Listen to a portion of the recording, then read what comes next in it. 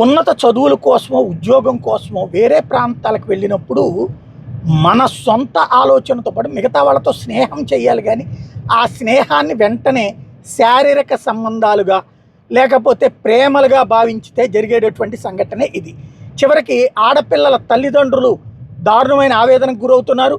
అలాగే ఆడపిల్లలు చివరికి మానసిక క్షోభ అనుభవిస్తున్నారు. తాజాగా ఇట్లాంటి ఇన్సిడెంటే జరిగింది. ఎవరైతే దమనప్రీత్ కౌర్ అనేటటువంటి 23 ఏళ్ల అమ్మాయి, పంజాబ్ అమ్మాయి కెనడాకి వెళ్ళింది. రితీష్ కుమార్ అనే 22 ఏళ్ల కుర్రోడితో పరిచయం, ఆ తర్వాత ప్రేమ అన్నారు. ఆ తర్వాత జూలై 9వ తేదీన సిర్పల్లైరిలో గాయాలతో అపస్మారక స్థితిలో కనిపించింది అమ్మాయి. పోలీసులు వెంటనే ఆసుపత్రికి తరలిస్తే చికిత్స పొందుతూ జూలై 12వ తారీఖున చనిపోయింది. పోస్ట్ మార్టం రిపోర్ట్లో హత్యేనని తేలింది. దీంతో లోతుగా విచారిస్తే కౌర్తో సహాయం చేసిన రితీష్ కుమార్ హత్య చేసినట్టు గుర్తించారు. అతని మీద 2nd డిగ్రీ మర్డర్ కింద అభియోగాలు నమోదు చేశారు.